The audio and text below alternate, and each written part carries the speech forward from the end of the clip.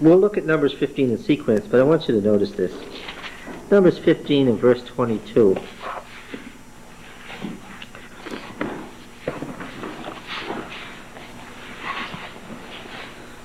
Just after they have, for the first time, listed how much cereal offering you should be adding to these offerings, which wasn't stated in Leviticus. This has tightened it up somewhat. It says, but if you err, do not observe all these commandments, which Yahweh has spoken to Moses, all that Yahweh has commanded you by Moses, from the day that Yahweh gave commandment and onward, throughout your generations. Then if it was done, da-da-da-da-da-da. I'm not interested in the law. I'm interested in the explanation that we just read. What's the law of Moses? What is the law of Moses here? The editors reveal themselves. They openly reveal their theological theory of what the law of Moses is. It's almost like they draw back the curtain in this almost aside comment and let you see what their theory is. What's the law of Moses? All these commandments. It's all these commandments from when? Throughout your generations. That God has given to you by Moses throughout your generations. And so that's when they call him the lawgiver. Huh? Moses is not a person, Moses is an office Yeah. that goes on through the generations. And as I say, the editors are almost giving you an aside where they're not hardly even conscious of what they're telling you. Right? The law of Moses, all these laws you get through your generations. New International Version.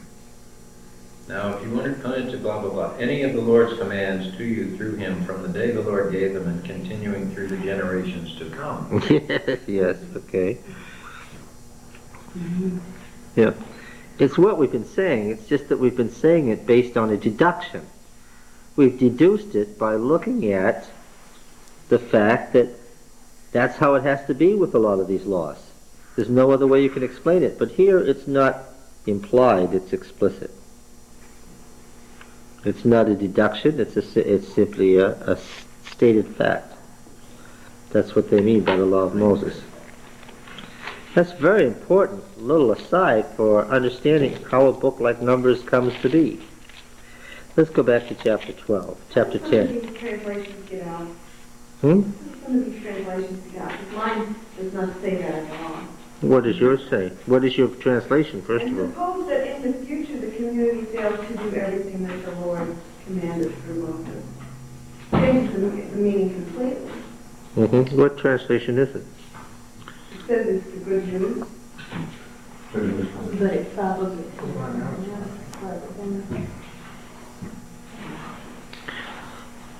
But it takes what you're saying and changes that completely around. Yeah. And it does in a lot of cases. The problem with translation is you're constantly faced with how literal to translate. The closer you come to the original words in translating the literal words into the other language, the more the new readers might not know what you're talking about. So you've either got a literal translation, which is an attempt to translate the words of the other language into equivalent words in this language, or else you've got a sense translation. And what's a sense translation? Like the New English Bible or the New English Version. That's where they don't attempt to give you what the original words were, but a parallel sense in the new language. That's always a risk, because the parallel sense in the new language may be only a guess, and may not correspond closely enough to the words.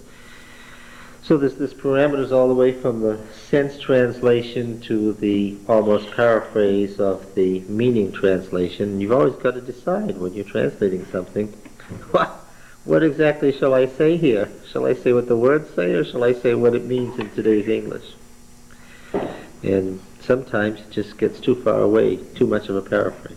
But that verse, the way that you're reading it in these other translations is all the laws that may come in the future. Yeah. And this is saying, if you disobey some law that God gave Moses in the future. Yeah. They don't like the meaning of the Hebrew. They want, changing that. that's right, they want to paraphrase it into something different. Well, all the words aren't there. A lot of adverbs and adjectives that we use in English, they just don't exist in the Hebrew, so you're trying to You're trying to turn get it, something yeah. which is sort of like almost pidgin English into something that people understand. Besides, every translator brings his own biases to the table. This is the way he's always understood this text. So when he goes back to the original to translate it, Yes. oddly enough, it will come out the way he's always believed it should. What happened there is they moved the conditional clause Right. to a different part of the sentence, which isn't really justified.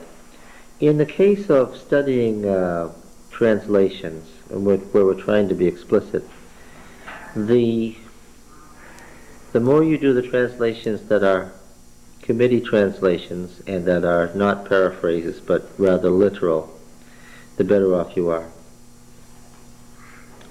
And the New English Bible wouldn't be a good Bible, but the New International Version would, or the Revised Standard Version, you see? All right. Why don't we use the King James anyway? What's the bias against the King James in this class?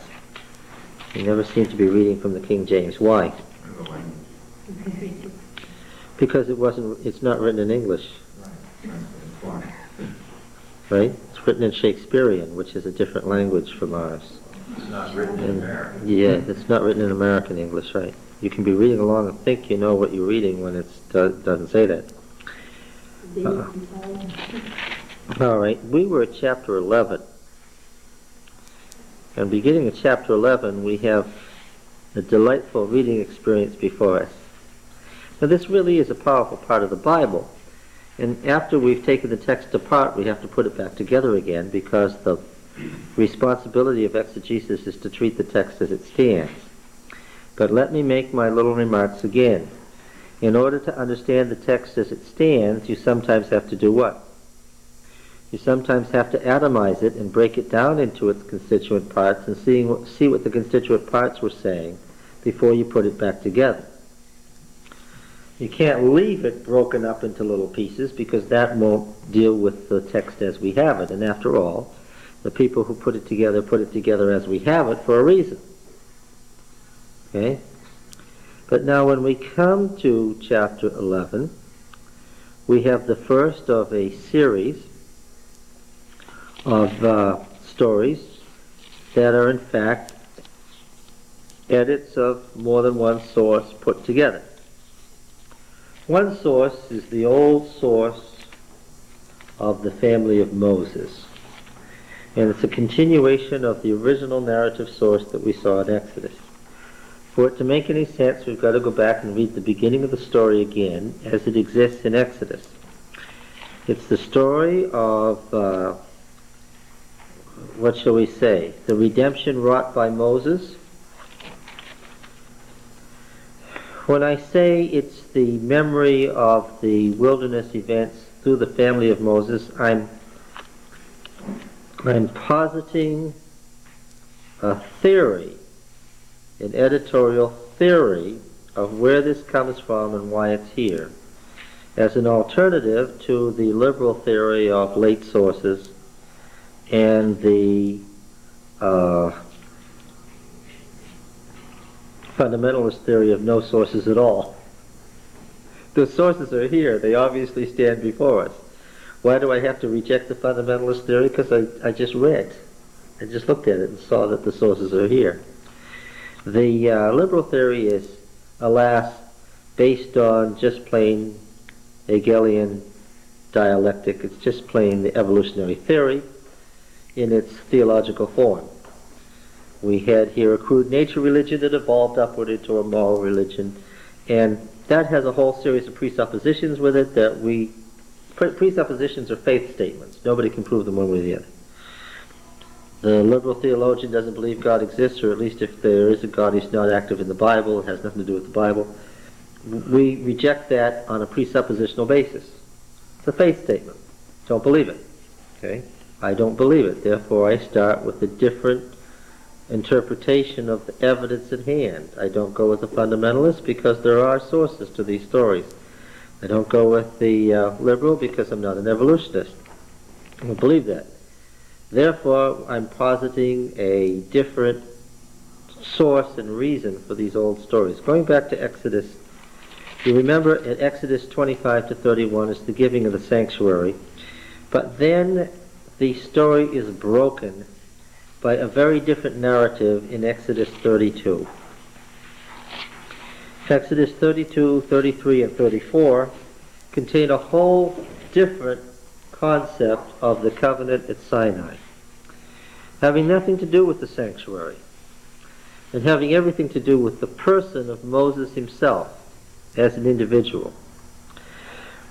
32:1. When the people saw that Moses delayed to come down from the mountain, the people gathered themselves together to Aaron and said to him, "Up, make us gods who shall go before us. As for this Moses, the man who brought us up out of the land of Egypt, we do not know what has become of him." We talked about the minimizing of Moses in this verse. And Aaron said to them, "Take off the rings of gold that are in your ears, and your wives, sons, and daughters, and bring them to me." So the people took off the rings, brought them to Aaron. He received the gold at the hand. He fashioned it with an engraving tool, and he made a molten calf, which is two different things. And they said, "These are your gods, O Israel, who brought you up out of the land of Egypt." Now you remember that in no small way this is connected to the polemic against the great Aaronite temple where? The great Aaronite temple where? It's been that long, huh? Let's keep your finger here. Let's go over to 1 Kings 12. 1 Kings 12. We stopped at this statement, "These are your gods, O Israel, who brought you up out of the land of Egypt." 1 Kings 12. Second.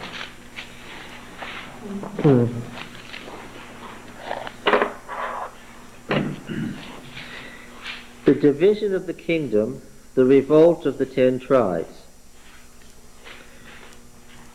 Rehoboam went to Shechem, for all Israel had come to Shechem to make him king. You remember Shechem was the old tribal league center. Remember we read in Deuteronomy, where are they going to meet every 7 years for the renewal of the covenant? What place? At the old sanctuary at Shechem, the Abrahamic sanctuary, the city that they made a league with that they never destroyed, Shechem. And when Jeroboam the son of Nebat heard of it, then Jeroboam returned from Egypt, and they sent and called him, and Jeroboam and all the assembly of Israel came and said to Rehoboam, "Your father made our yoke heavy. Now therefore lighten the hard service of your father and his heavy yoke upon us, and we will serve you." This is the old tribal league saying we don't automatically owe fidelity to the house of David or to your monarchy. Okay? And no less a person than General Jeroboam, who rebelled against Solomon and fled to Egypt, is among them. Now you remember that it was that Solomon had sought the tribal league's sanction at the high place at Shechem when he was a young king. Remember that? And there's the story of his getting the promise of wisdom at the site at Shechem.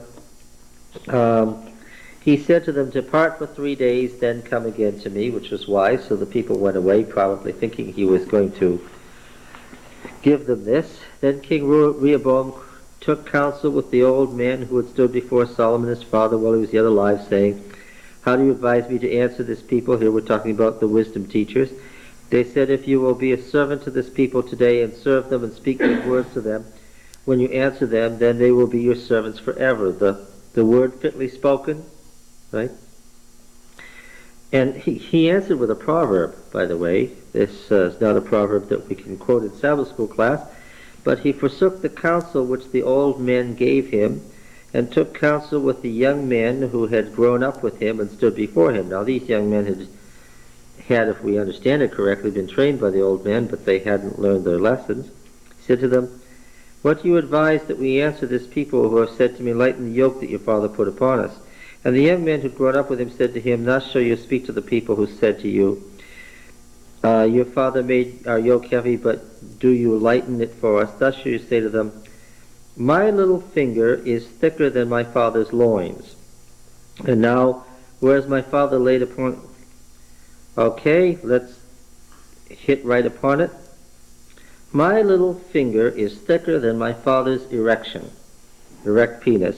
And now, whereas my father laid upon you a heavy yoke, I will add to your yoke. My father chastised you with whips, and I will chastise you with scorpions.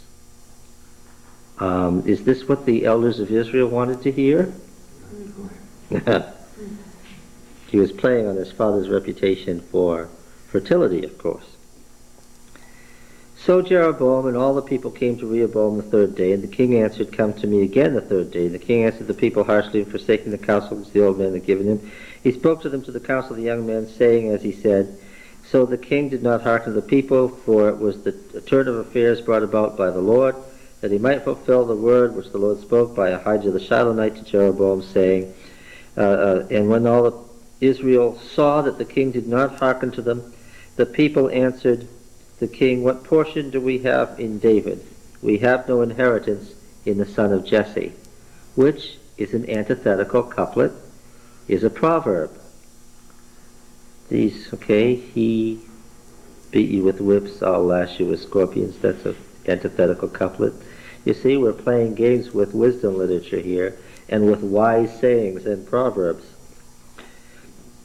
To your tents, O Israel, look down to your own house, David. So Israel departed to the tents, but Rehoboam reigned over the people of Israel, who dwelt in the cities of Judah. Then King Rehoboam sent to Adoram, who was taskmaster over the forced labor, and all Israel stoned him to death with stones. And King Rehoboam made haste to mount his chariot and flee to Jerusalem. So Israel has been in rebellion against the house of David to this day. And when all Israel heard that Jeroboam had returned, they sent and called him to the assembly and made him king over all Israel. There was none that followed the house of David but the tribe of Judah only. When Rehoboam came to Jerusalem, he assembled all the house of Judah and the tribe of Benjamin, 180,000 chosen warriors, to fight against the house of Israel, to restore the kingdom to Rehoboam son of Solomon. But the word of God came to Shemaiah the man of God, say to Rehoboam son of Solomon, king in Judah, and to all the house of Judah and Benjamin, to the rest of the people, thus says Yahweh, you shall not go up or fight against your kinsmen the people of Israel. Return every man to his home, for this thing is from me.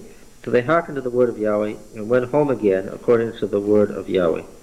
Then Jeroboam built Shechem in the hill country of Ephraim, and dwelt there.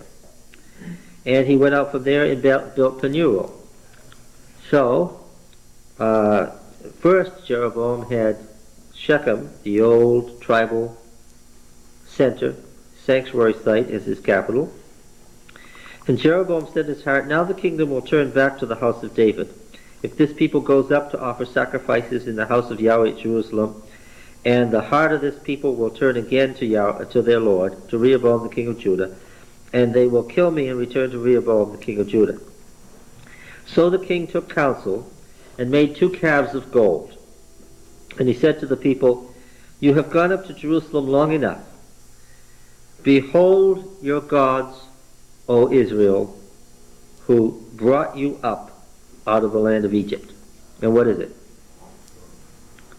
It's a verbatim, word for word, of Exodus 32. And he set one in Bethel and the other in Dan, 2 Aaronite temples. 2 Aaronite temples. And this thing became a sin, for the people went to the one at Bethel and the other as far as Dan. He also made houses on high places and appointed priests from among the people who were not of the Levites. And Jeroboam appointed a feast on the 15th day of the 8th month, like the feast that was in Judah. And he offered sacrifices on the altar. So he did in Bethel, sacrificing the calves that he had made. And he placed in Bethel the priests of the high places that he had made. He went up to the altar which he had made in Bethel on the 15th day of the 8th month. In the month he had devised of his own heart. And he ordained a feast for the people of Israel, and went up to the altar to burn incense. Well, I see why. The road south, just before you get to the border, you come to Bethel. Bethel was also an ancient sacred shrine, sacred to the patriarchs. Which patriarch would we connect Bethel with? Jacob. Jacob. Yeah. Bethel, the house of God. He slept on the pillar and found it was the gate of heaven, right? So he took this ancient shrine, he made an Aaronite temple of it, he set these calves up at Dan and Bethel, and said, "These be your gods, O Israel, that brought you up from the land of Egypt." Back to Exodus 32 and verse 4. So he was denying Yahweh. No, they both worshipped Yahweh. Okay. The cherubim temple in Jerusalem was being met with the calf temple in Bethel. Yahweh appeared above the cherubim, he was appearing above the calf. When Aaron saw this, he built an altar before it, and Aaron made proclamation and said, "Tomorrow shall be a feast to Yahweh." You see, he made a feast of his own devising. The relationship to the temples in Israel is obvious here. They rose up early in the morrow and offered burnt offerings and brought peace offerings. The people sat down to eat and drink and rose up to pray. Yahweh said to Moses, "Go down for your people whom you brought up." We talked about the change in terminology. Your people whom you brought up. Turn aside quickly out of the way I commanded them. And they said, "These are your gods, O Israel, who brought you up from the land of Egypt." Yahweh said, "I've seen this people, behold, it's a stiff-necked people. Now therefore let me alone, that my wrath may burn hot against them, and I may consume them, and I will make of you a great nation." This is a theme. And by now you should have picked it up with a theme. What happened every time there was a rebellion that we read about in Numbers? God said what to Moses? "Get out of the way. I'm going to kill them and choose you. I'm going to consume them." And each time, what does Moses do? Moses intercedes and saves the people using various arguments. Moses is the intercessor and the savior. It's the election of Moses that keeps Israel alive. And in this thing we have a polemic against Aaron that's very strong, and the Aaronite priesthood that's very strong, and the rest of the Levites that's very strong, right? Why does Israel exist? Israel exists because Moses kept it alive again and again in the wilderness. This is a theme. These other stories are the direct continuation of this story. But Moses besought Yahweh his God and said, "O Yahweh, why does thy wrath burn hot against thy people, whom thou hast brought forth out of the land of Egypt?" Notice Moses, we talked about this before, Moses shifts it back to God, "Your people whom you brought out." Why should the Egyptians say, this is a favorite argument that Moses uses in these stories, well, with evil intent did he bring them forth, slay them in the mountains. Then remember the covenant with Abraham, Isaac, and Jacob, that you'll give the land to your descendants. Then Moses comes down from the mountain, right? Joshua appears in these stories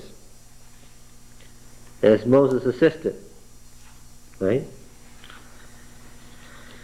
And there's the noise of war, verse 18. Not the shouting for victory, the sound of the cry of defeat, but the sound of singing that I hear. As soon as he came near the camp and saw the calf and the dancing, Moses' anger burned hot, and he threw the tables out of his hand and broke them at the foot of the mountain, signifying what? That the covenant made with Israel was broken. That's over. Ground it up, bade the people drink the calf. And asked Aaron, "What did the people do to you?" And Aaron, of course, pleads that he can't figure it out himself. He threw the gold in the fire and the calf came out. It's all very strange. Moses saw the people had broken loose, for Aaron had let them break loose to their shame among their enemies. Still angry about those temples in Dan and Bethel and everywhere else, where the Aaronites had done what? The Aaronite priesthood, by allowing that, had what? Had let them break loose. Yes. Moses stood at the camp and ordered the Levites to destroy all the leaders of this. Now, verse 30. On the morrow Moses said, "You've sinned a great sin. I now will go up to Yahweh. Perhaps I can make atonement for your sin." So Moses returned to Yahweh and said, "Alas, this people have sinned a great sin. They have made for themselves gods of gold. But now if thou wilt forgive their sin, if not, blot me, I pray thee, out of thy book which thou hast written." Yahweh said to Moses, "Whoever has sinned against me, him will I blot out of my book. And now go lead the people to the place of which I have spoken to you. Behold, my angel shall go before you. We're right at the center of the theology now. Nevertheless, in the day when I will visit their sin upon them. And Yahweh sent a plague on the people because of the calf which they had made. This is another theme, the sending of the plague. Now, it's very important. We've got to catch this here in 33 and 34. Yahweh said to Moses, Depart, go up hence, you and the people whom you brought out of the land of Egypt, to the land which I swore to Abraham, Isaac, and Jacob, saying to your descendants, I will give it. And I will send an angel before you. I'll drive out these following peoples. Go up to a land flowing with milk and honey. Another key phrase in this set of stories that we're reading. But I will not go up among you, lest I consume you in the way, for you are a stiff-necked people. It's God's refusal to go with them, to leave the sacred mountain. When the people heard these evil tidings, they mourned, and no man put on his ornaments, for Yahweh said to Moses, Say to the people of Israel, You are a stiff-necked people. If for a single moment I should go up among you, I would consume you. God's refusal to go with Israel to the promised land. This is very, very important now. It's part of the theology of the stories we're reading. So now put off your ornaments, and they did so from Sinai onward. Now, Moses' tent, verse 7. Now Moses used to take a tent and pitch it outside the camp, far off from the camp. Why? Let's restate the theology of Moses' tent. Why was Moses' tent outside the camp? Because of God. In the middle of them, he would kill them. Yes, if God was in the midst of them, he would consume them. Theology of Moses' tent was God had to meet Moses outside the camp, otherwise they'd all be dead. And everyone who sought Yahweh would go out to the tent of meeting, which was outside the camp. Whenever Moses went out to the tent, all the people rose up, and every man stood at his tent door. This is going to be key to our understanding these stories. When Moses is talking to God at the tent of meeting, where are the people? They're standing at the tent door. Moses is at the tent door of the tent where God comes down to meet him. They're talking at that tent door. The other folks are standing in their tent doors. This is the moment. Is this before the temple? I mean, the tabernacle? No, this is right in the middle of the tabernacle. 25 to 31 is the mortar to build the tabernacle. 35 to 40 is the building of the tabernacle. You weren't here, I can tell. Somebody tell him the sad story. What are the facts now? What are the facts about the tent of Moses and the sanctuary? What are the facts? There were two tents. They're both there, all the way through. And you have to decide, do I like the tent of Moses better and throw out the sanctuary? Do I like the sanctuary better and throw out the tent of Moses? Or do I say they were both there? Okay, now then. Of course, what was the theology of the sanctuary? What was the theology of the sanctuary? What very different theology was the theology of the sanctuary? Exodus 25:8. God was involved in the midst of them. What? God was involved in the midst of them. Yeah, let them make me a sanctuary so that what? The very purpose was, read it, 25:8, famous passage, proof text, memory verse, and let them make me a sanctuary in order that I may dwell among them. Right? And the very theology of Moses 10 is what? I can't dwell among them because if I did, it would consume them. Now, in this passage of the giving of the sanctuary, Exodus 25 to 31, do you remember that it ended in 29 and 30 and 31 were an appendix? And this is how the original order to build the sanctuary ended. Exodus 29, verse 45.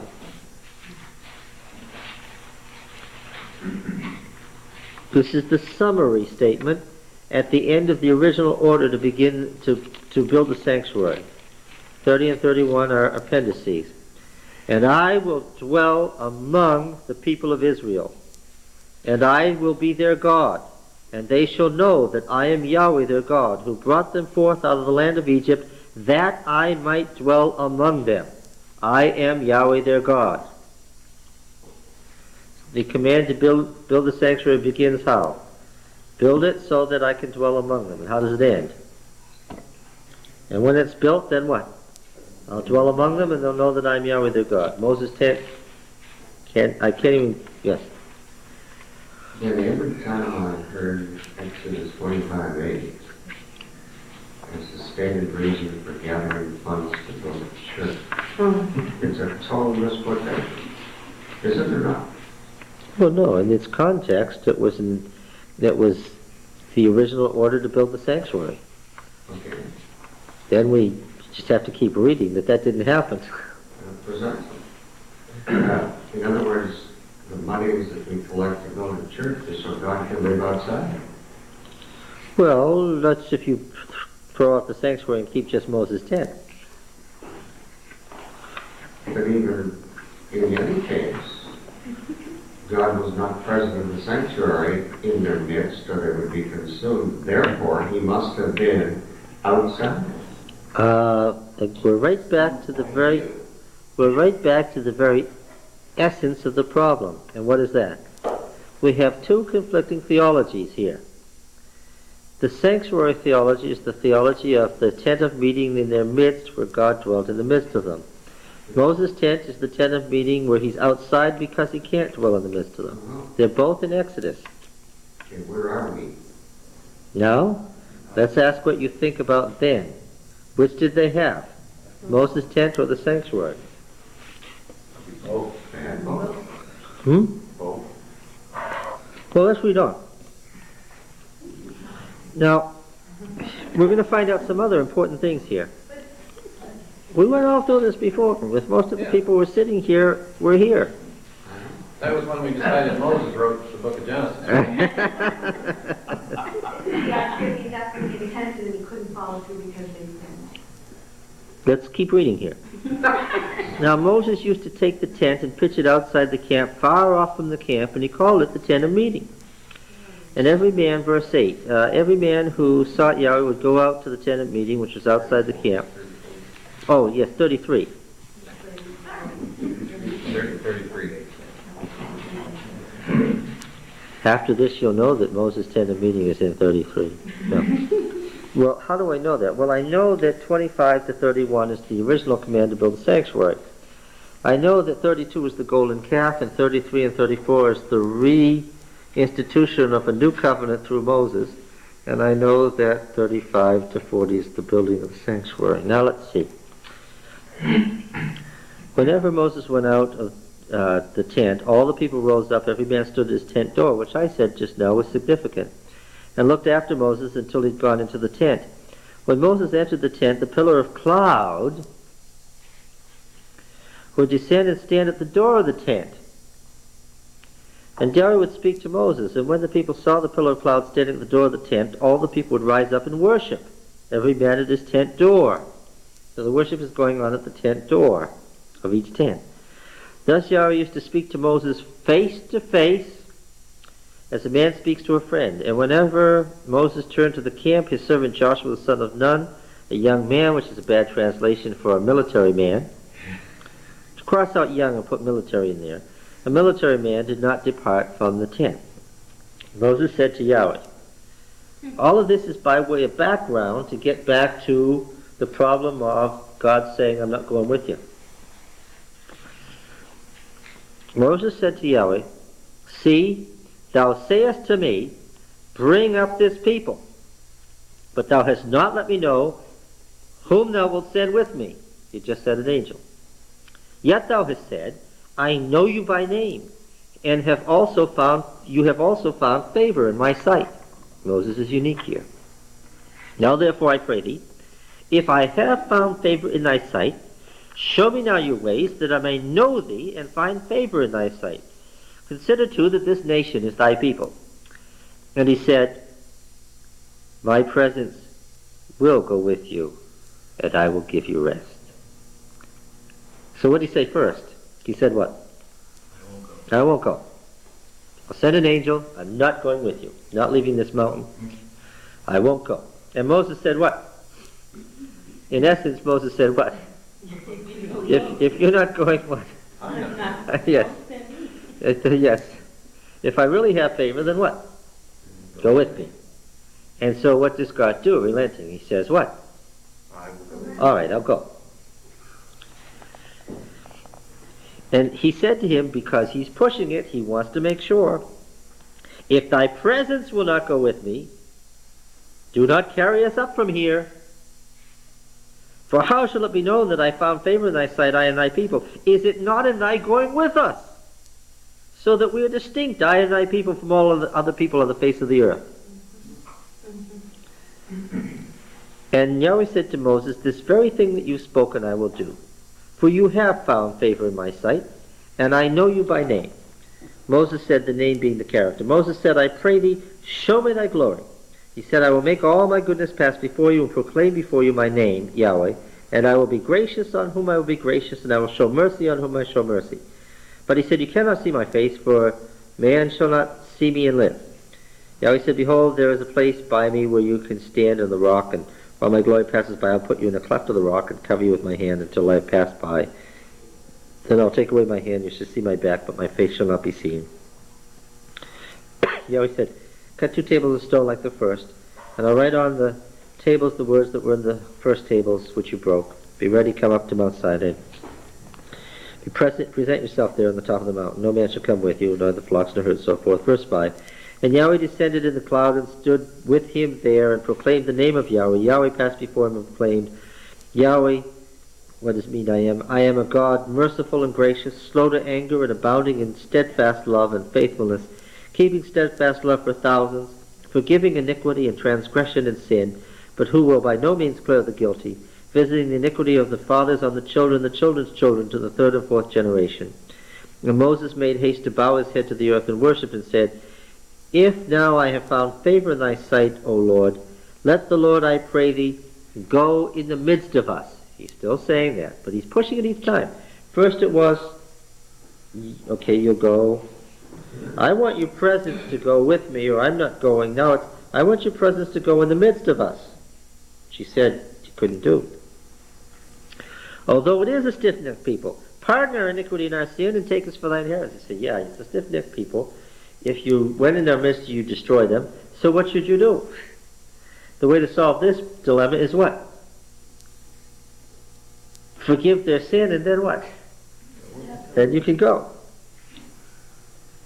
He said, behold, I make a covenant. Now, catch this second covenant, because the theology of the second covenant, who is it with? It's with Israel, but how? Through Moses. The first one, God spoke to the people of Israel. It was between God and Israel. Here it's through God and Israel, all right, but it's to Moses. I will do marvels such as not been wrought in the earth or in any nation, and all the people among whom you are shall see the work of Yahweh, for it's a terrible thing that I will do with you.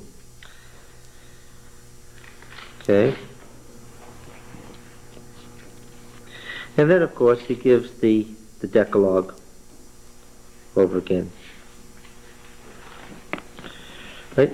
Of course, it's a different 10 Commandments than the ones in Exodus 20. We've already discussed that. In chapter 11, or excuse me, verse 11 of chapter 33, it says that he spoke to Moses face to face. Yes. And verse 20 it says that he could not see God's face. Yeah. God. So Do you think that that's a contradiction, or do you think face-to-face is a phrase?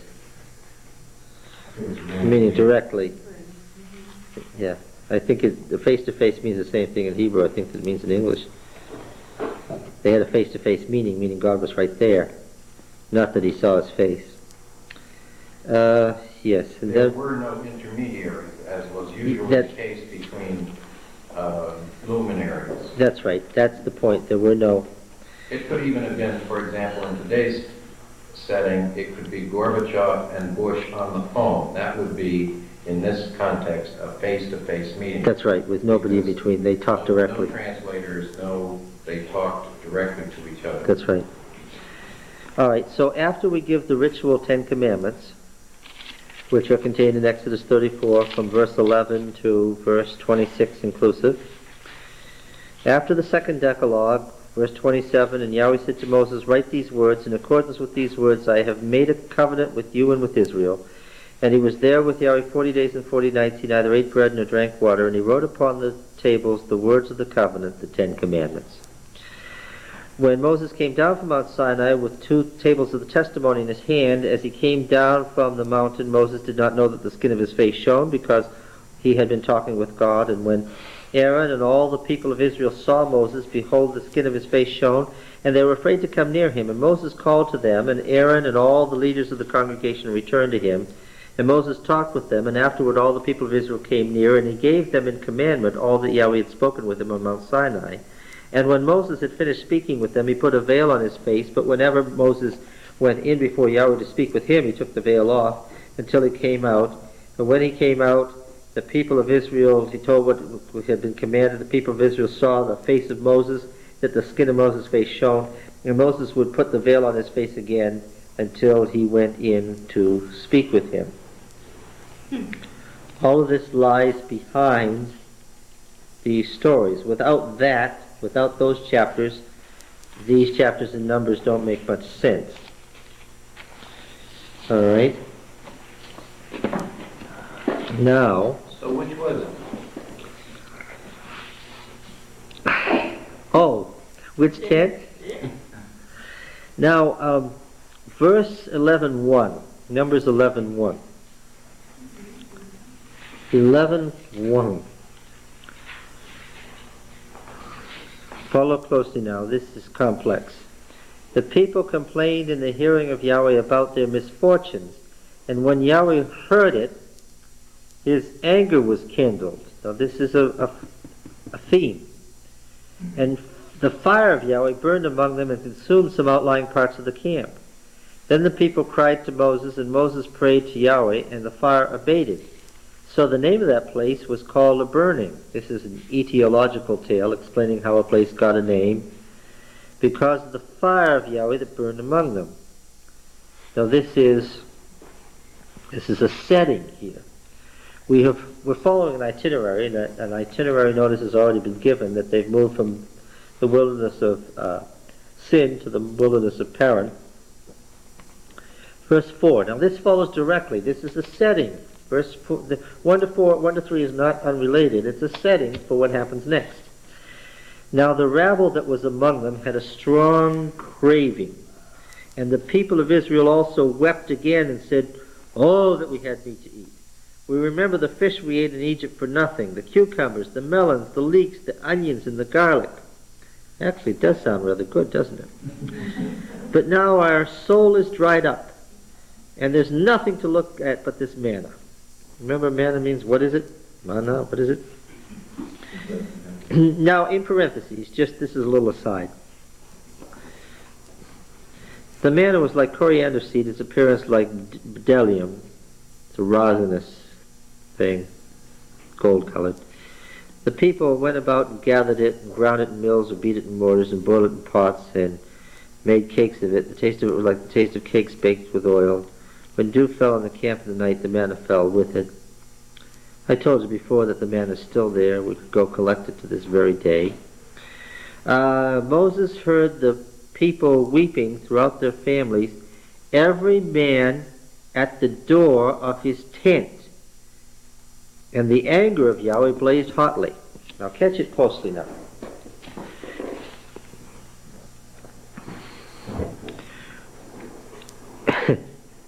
At what point are the people pictured as weeping? What's the setting? What's the time that they're weeping about this food business? The time of worship. Where's Moses? He's at the tent, but he understands what's going on, and what's his reaction? No, he's angry. The anger of Yahweh blazed hotly, period. And Moses was displeased. And Moses said, now because they edited together, they had to remove what Moses said. But the next verse is verse 13. Skip that other stuff because it's the second story that we're about to read, and it's a wonderful story. They've edited them together, and they've done a nice job of editing them together, but we can't get them confused. First, we're going to separate them out to make sure we know what they say, and then we'll edit them back together. Moses said, verse 13, "Where am I to get meat to give to all this people? For they weep before me and say, 'Give us meat that we may eat.'" Now, The other stuff is extraneous to a different story, but the people are weeping about meat. Moses hears it. God is angry, and he complains to God that, I don't know where to get this meat. Now, this angry expostulation to God is clear. What does Moses want God to do? Yeah. Okay. So God answers, verse 18. It's the direct continuation of the story, verse 18. Now say to the people, consecrate yourselves for tomorrow, and you shall eat meat. For you have wept in the hearing of Yahweh, saying, who will give us meat to eat? For it was well with us in Egypt. That was the key, that was the annoyance factor. Therefore, Yahweh will give you meat, and you shall eat. Now, it's a spring a year later. We've already seen this story before. Keep your thumb there. Go back to Exodus. Back to Exodus. The prior spring, about the same time the prior year, the same thing happened. And as a matter of fact, I don't know whether it was psychological or whether it was historical memory, that the year earlier, what had happened? Just at the same time a year earlier. Yeah, Exodus 16. Exodus 16. When they first gave the manna, right? They were, the threat, their argument was that he brought us into the wilderness to kill the whole assembly with hunger, and then the manna was given. And then they wanted flesh. And the answer in verse 12 was, I've heard the murmurings of the people of Israel. Say to them, at twilight you shall eat flesh, and in the morning you shall be filled with bread. Then you shall know that I am Yahweh your God. In the evening quails came up and covered the camp. In the morning dew lay round about the camp. And when the dew had gone up, there was on the face of the wilderness a fine, flake-like thing, hoarfrost. And there was plenty to eat. Now about this quail business, what was that all about? Well, migrating spring migration of quail from Africa back to Europe, and they stop over in the Sinai Peninsula, all over the Sinai Peninsula. The previous year they had eaten quail, so again this year some things had changed in the intervening year, at least theoretically. So now he says, verse 19, back to Numbers 11:19, you shall not eat 1 day or 2 days or 5 days or 10 days or 20 days, but a whole month, until it comes out of your nostrils and becomes loathsome to you, because you've rejected Yahweh who is among you, and have wept before him, saying, why did we come forth from Egypt? So it's the real problem. Now, this was the original plan. This isn't what happened, in fact. This was the original plan. We read the rest of the story, and this is not what happened. Okay? And Moses said, the people among whom I am number 600,000 on foot. This is the book of Numbers with the census as it's setting. And Noah said, I will give them meat that they may eat a whole month. Shall flocks and herds be slaughtered for them to suffice them? Or shall all the fish of the sea be gathered together for them to suffice them? And Yahweh said to Moses, is Yahweh's hand shortened? Now you shall see whether my word will come true for you or not. And of course what happens next, verse 31. And there went forth a wind from Yahweh, and it brought quails from the sea, and let them fall beside the camp, about a day's journey on this side, and a day's journey on the other side, round about the camp, about 2 cubits above the earth. Doesn't mean they were 2 cubits deep, it means that the quails were doing what? Yeah, they were flying along. Yeah, so they were easy to net. And the people rose all that day, and all night, and all the next day, and gathered the quails.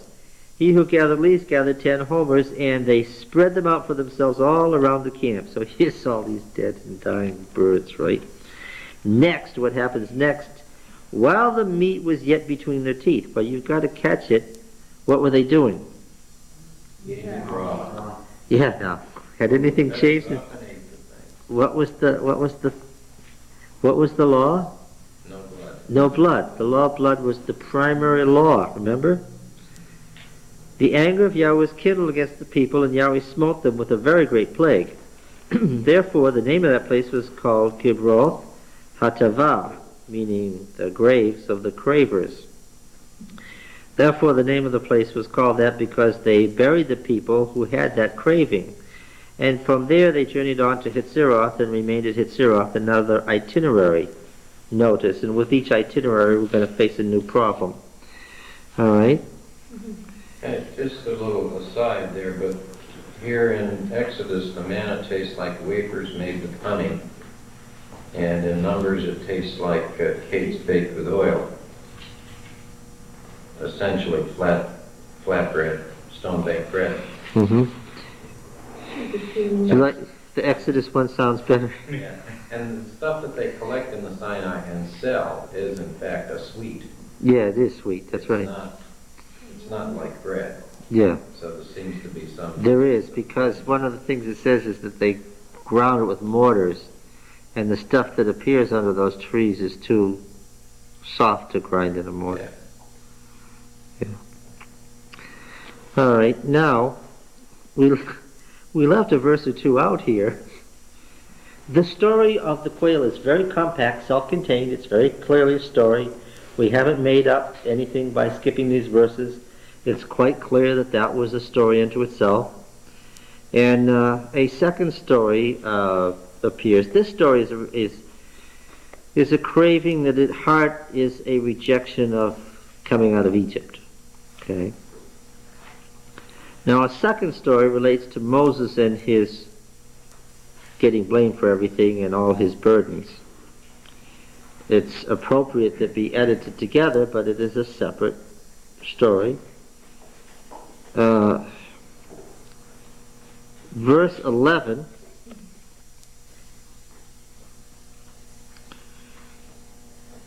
We'll see it here clearly.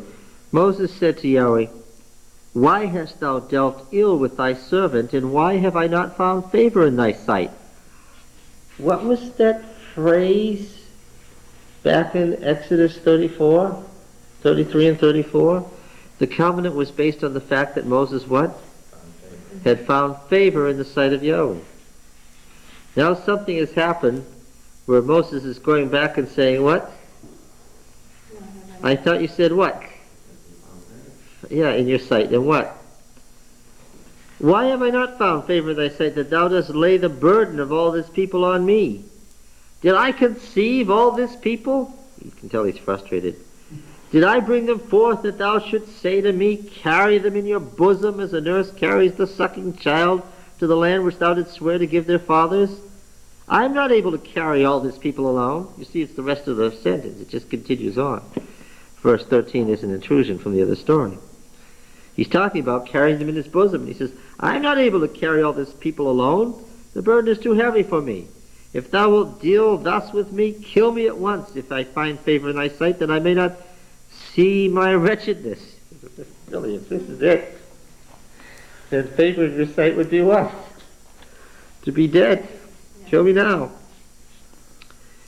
And Yahweh said to Moses, gather for me 70 men of the elders of Israel, whom you know to be elders of the people and officers over them. Now I know why 70. What was the heavenly court like? How many gods surrounded El? 70. Yeah.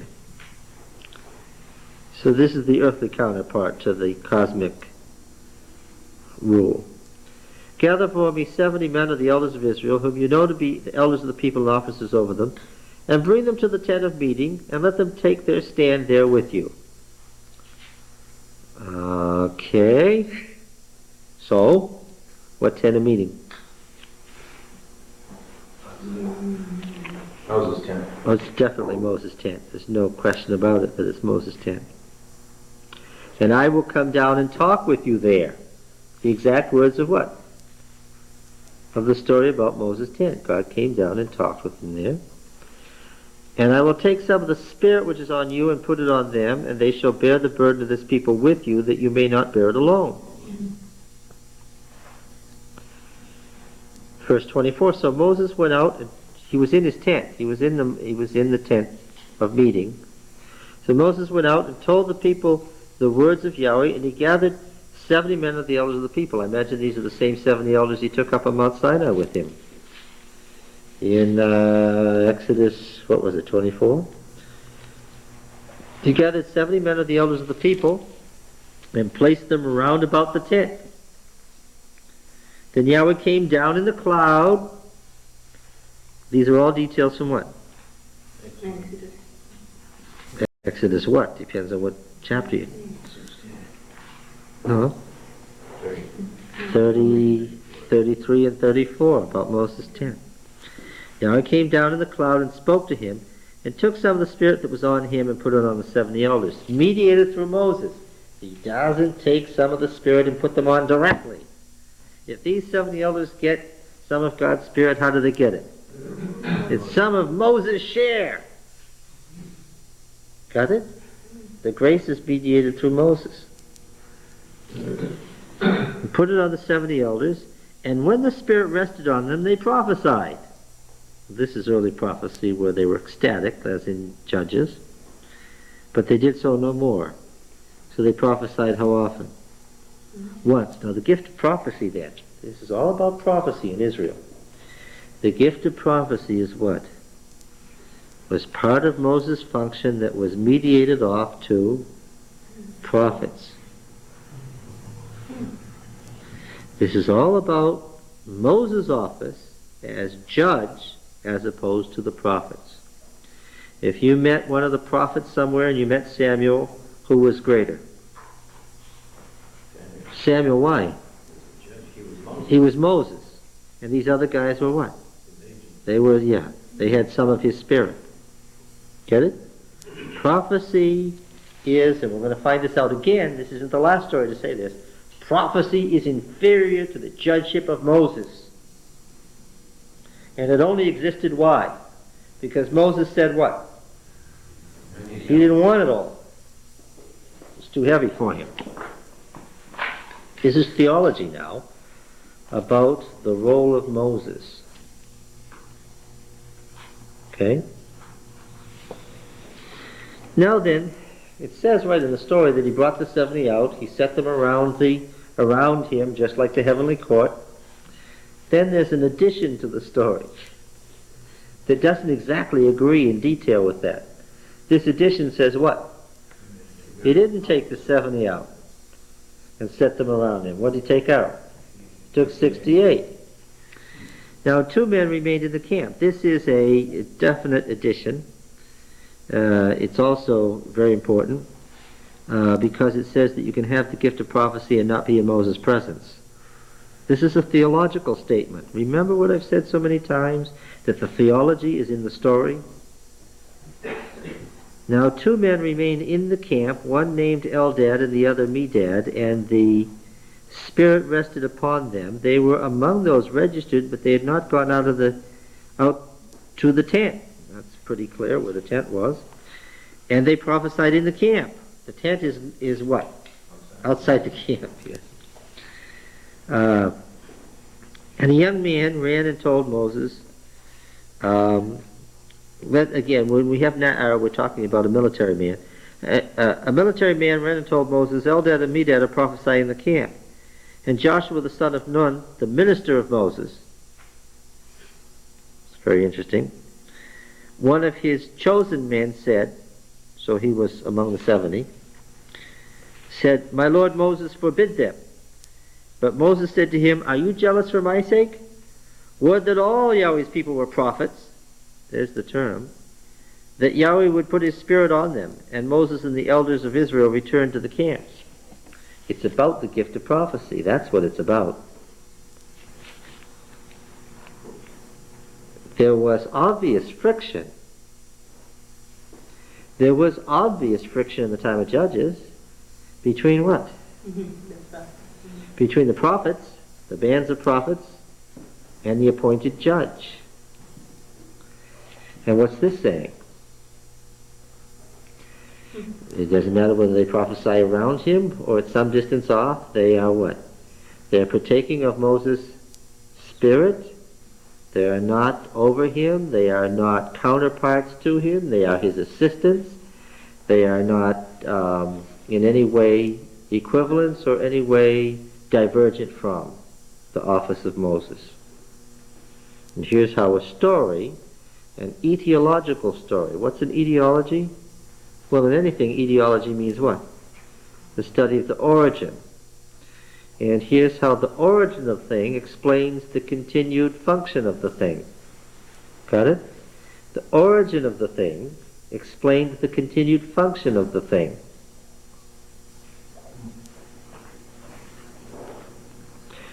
The story is somewhat obscured by editing it into little pieces and putting it in the story of the quail, isn't it?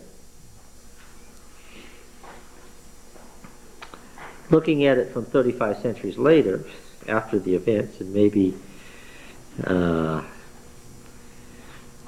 centuries after they wrote it down, with the benefit of hindsight, what would we say to the biblical editors? Go back to high school. You probably would have... What? Go back to high school. No, but see, they weren't worrying about it. We could say to them, no, from 30 centuries later, we could say to them what? It probably would have been better if you just left the two stories side by side here in the chapter instead of editing them together. It would be clearer for us. Then we would have the trouble of which one to believe. Well, but no, it would just... Drive to the same point. Yeah. The quail story is really a rejection of God, and Moses is just sort of there as a mouthpiece who's not very sure what God's going to These are do. both about the preeminence Okay. of Moses. Yeah, they're all about the Stories preeminence are of... both about the preeminence of Moses. They all are. Not just these two. They all are. Okay. This whole thing in the wilderness is the denial or rejection of Moses as the covenant mediator. That's what this is all about. If you don't catch that point, you're missing what it's all doing here. Next comes chapter 12. Miriam, what? So which of the two tents was there? Chapter 12, verse 1. Miriam spoke repeatedly against Moses because of the Cushite woman whom he had married. Now I'm editing the biblical text ruthlessly. No, I'm not making it up. The verb in Hebrew is second person singular, feminine. You know these inflected languages where the endings you can tell what it is? It's second person singular feminine. So what does it say? Who spoke repeatedly against Moses? Miriam. The and Aaron is read back from later in the story, where he's held responsible for his sister.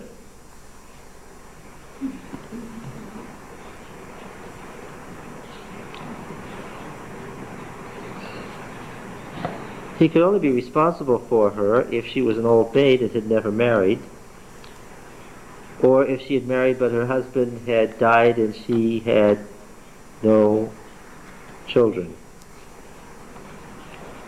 Maybe it was neither of those things. Maybe she was a great-grandmother with 50 great-grandchildren, but she just leagued up with Aaron. She was the oldest sister, and right? She got Moses' job in the Pharaoh's house after all, right? She followed that ark of bulrushes and said to the princess, "Shall I get one of the Hebrew women?" She was 12 years older than Moses, right? 7 years older than Aaron. And she spoke against Moses because of the Cushite woman whom he had married. What are the alternatives here? Moses' wife had died and he'd married another woman, or the Cushite woman is, well, one first alternative is that it's a second wife, or the Cushite woman is His first wife. his wife, whose name was Zipporah. I thought she was a Midianite. Maybe this was Sherman. Yeah, she was the daughter of the Yethro. Yes. And Isaiah said something that So Moses might have they may have used Cushite as a term of contempt for Zipporah. Yes, the Cushite Her Midianite background. Cushite might just mean southerner, or might just mean dark person, that the Arabs of the Sinai Peninsula might have been brown, and they are brown. Some of them down there, you look at them in the sun after centuries, and they're just brown. Cushite means Libyan or Ethiopian. It also is a term used for India in Genesis 10. And so it could mean southern people who are what? Dark. Okay. The March Through the South. We're going to read a number of these poems, but let's look at Habakkuk 3 right now. The margin here is the King James says narrated.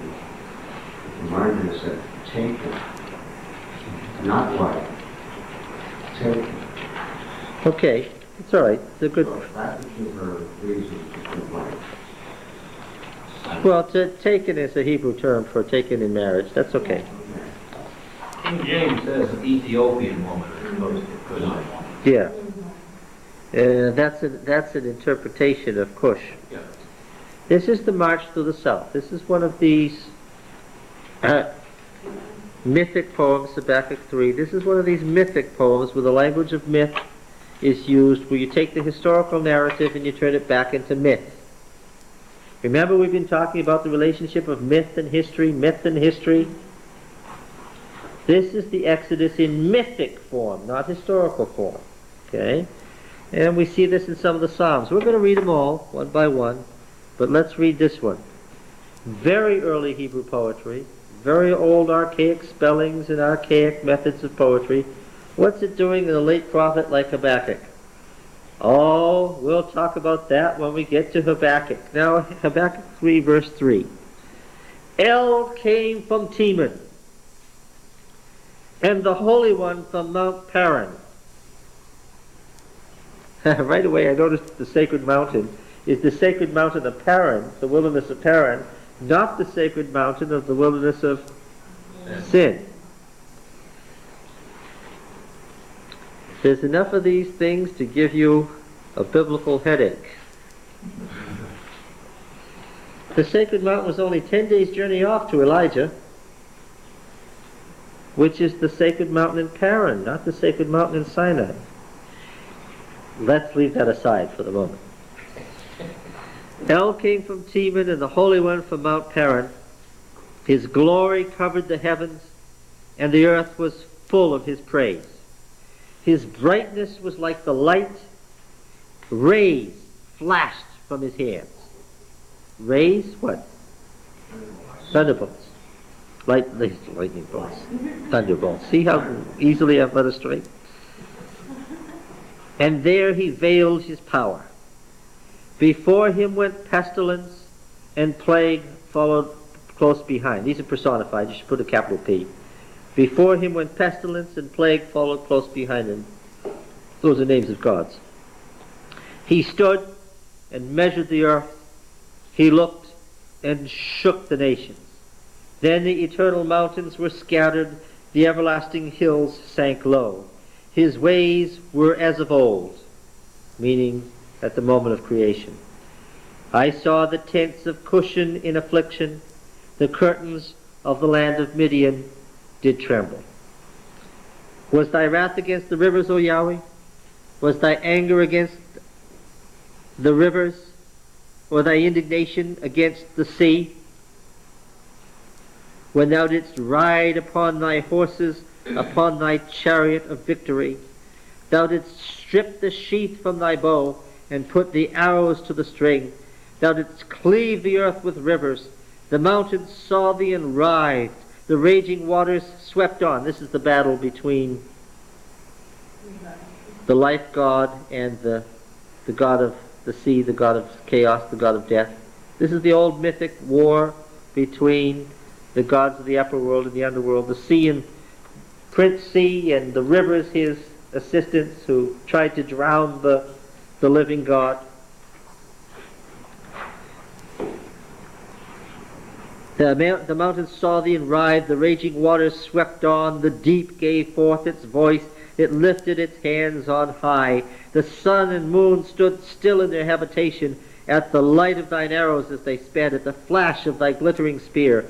Thou didst bestride the earth in fury. Thou didst trample the nations in anger. Thou wentest forth for the salvation of thy people, for the salvation of thy anointed. Thou didst crush the heads of the wicked, laying him bare from thigh to neck. Thou didst pierce with thy shafts the head of his warriors, who came like a whirlwind to scatter me, rejoicing as if to devour the poor in secret. Thou didst trample the sea with thy horses, the surging of the mighty waters. Right?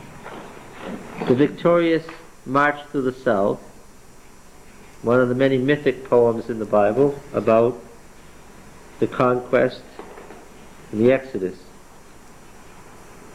We have a lot we could say about this, but I only read it for verse 7. And what's that? The parallelism of what? Cushan and Midian.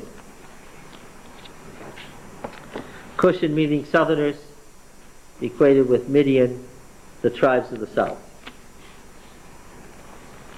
One of many places we could look at. I am leaning now towards the, especially with the PL form of the verb, which is repetition, I'm leaning now toward the opinion that the woman in Numbers 12 is what? Zipporah.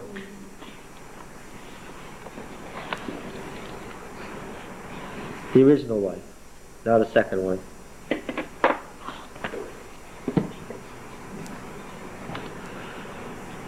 Right, the PL indicates repetition. She spoke repeatedly against Moses because of the Cushite woman whom he'd married. Now look, the theme is the denial and rejection of Moses. For Moses is the mediator of the covenant. To deny and reject Moses is to deny and reject what? The covenant, yes, and God. The denial is getting worse. Where is it coming from now?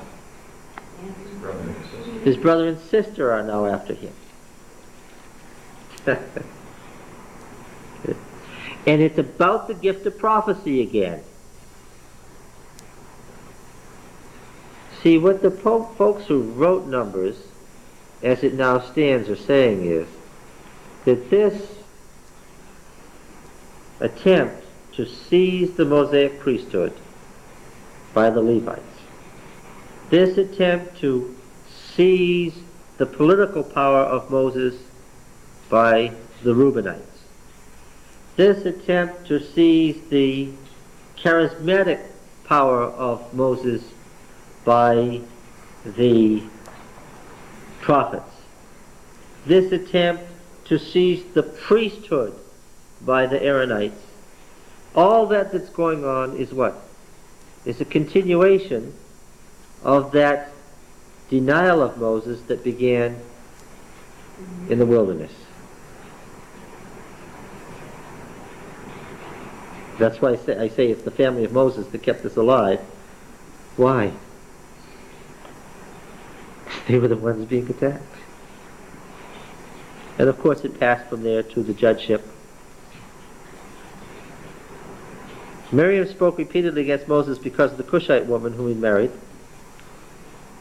And they said, has Yahweh indeed spoken only through Moses? What was the answer to that question? What's the answer? Yes. And no. No. Ah, that's why this is a continuation of that. They got some of Moses' spirit. Why was she dissatisfied with that? Back in Exodus, she was identified as the prophetess. Right? And this thing here was the gift of prophecy that was bestowed on the 70 elders that one time. And what did she say? Has Yahweh spoken only through Moses? What was the answer? No. But that wasn't the issue. The issue was she was angry and jealous of Moses' special power. Do you think she wanted to tell him what to do sometimes? She was older. What? She was older. You probably could tell him what to do. And she was a prophetess. She was older. There's a good reason. Well, she was his older sister.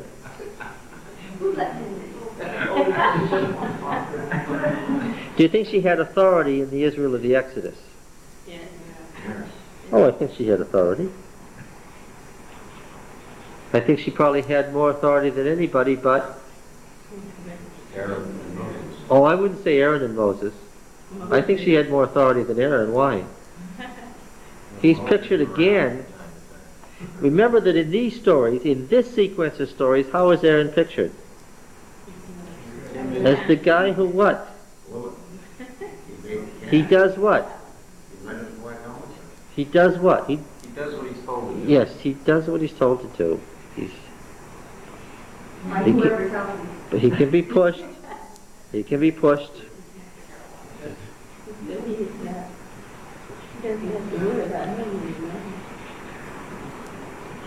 Has he not spoken to us also? And Yahweh heard it. That's one of the phrases that keeps being repeated in these stories, and Yahweh heard it. And as soon as you hear that phrase, what do you know? Yes, yes. We're going to have another judgment scene.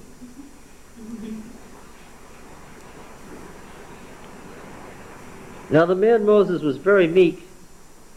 I understand why this verse is a problem for fundamentalists. I don't care. Yes, this one sentence is no, two sentences. This in the mention of Moses' death in Deuteronomy. Yes. Now the man Moses, part of the theology of the story, the man Moses was very meek, more than all the men that were on the face of the earth. Of course Moses didn't like that. Suddenly,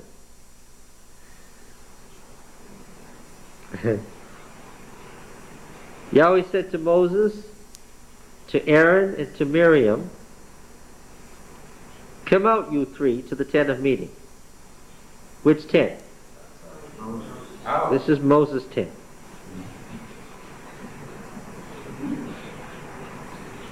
How would you feel?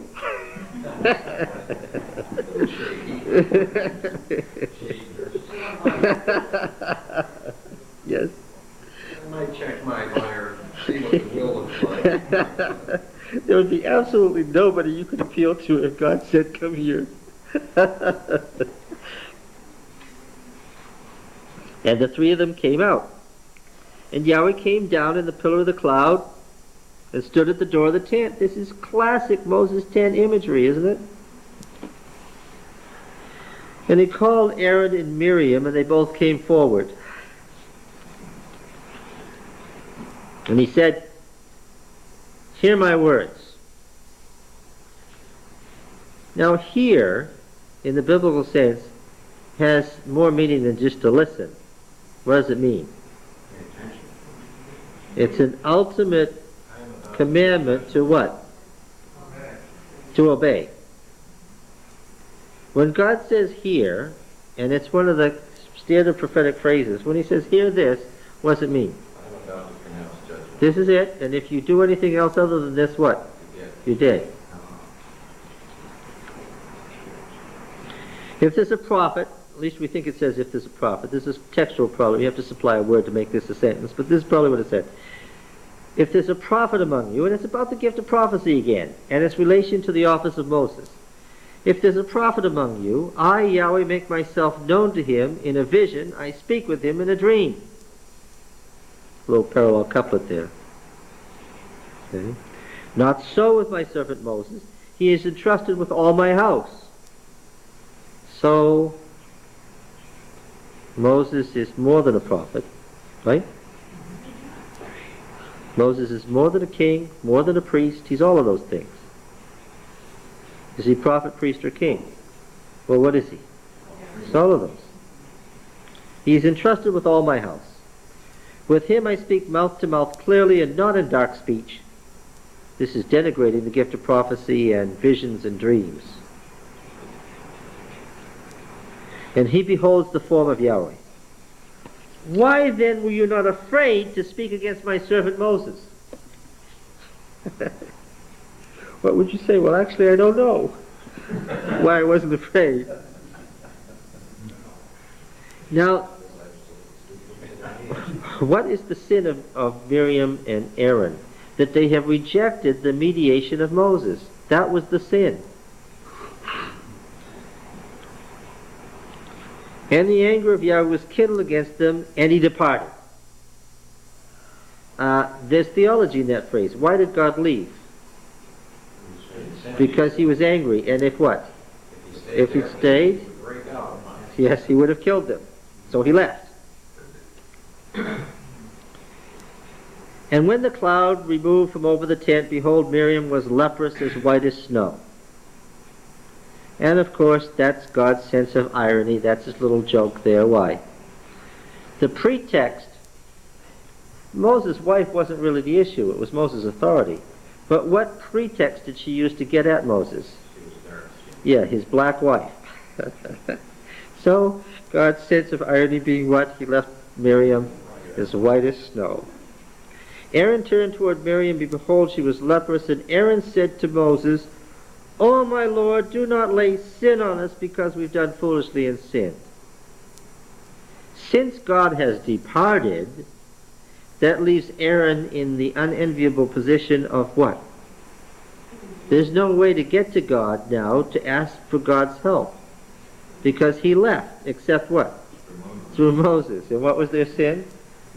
The rejection of Moses as mediator. So now they're forced to use the only agency that there is to get back to God, to get out of the mess they're in.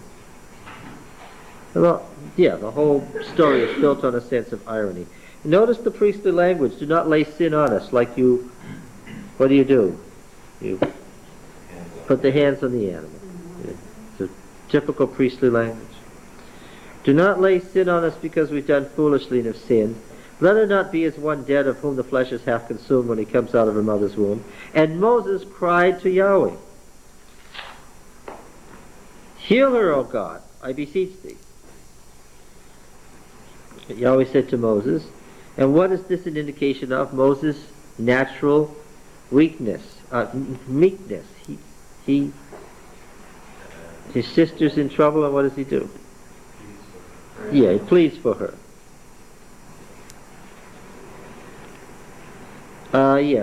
Heal her, O God. But Yahweh said to Moses, if her father had but spit in her face, should she not be shamed 7 days? Let her be shut up outside the camp 7 days. This reflects the priestly literature of the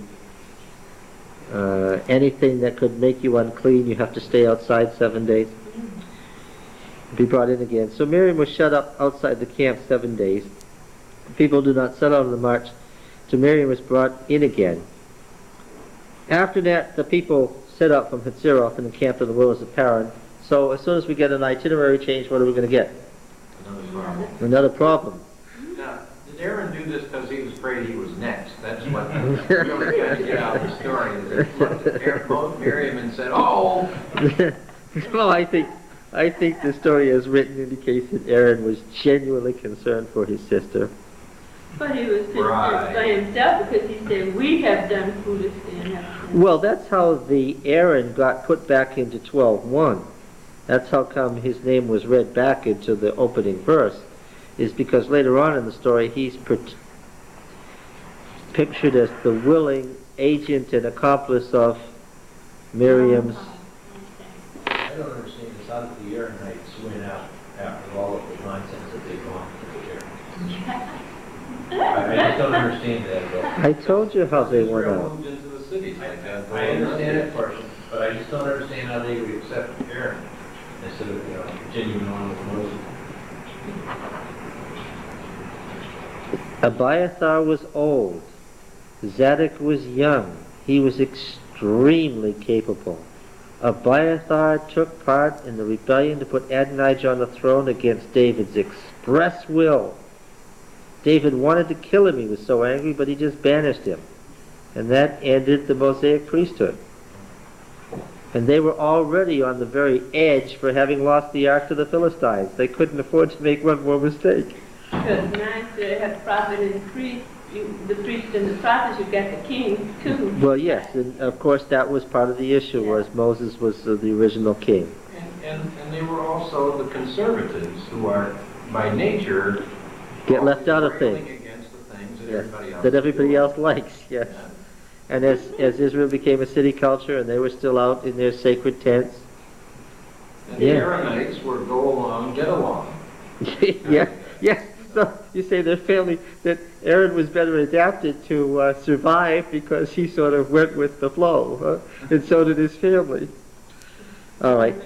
I think that if you go back, then this is probably why, in a way, this was a good and bad, because God sent Aaron with Moses back to Egypt, probably because he was that sort of fellow Who would, yes.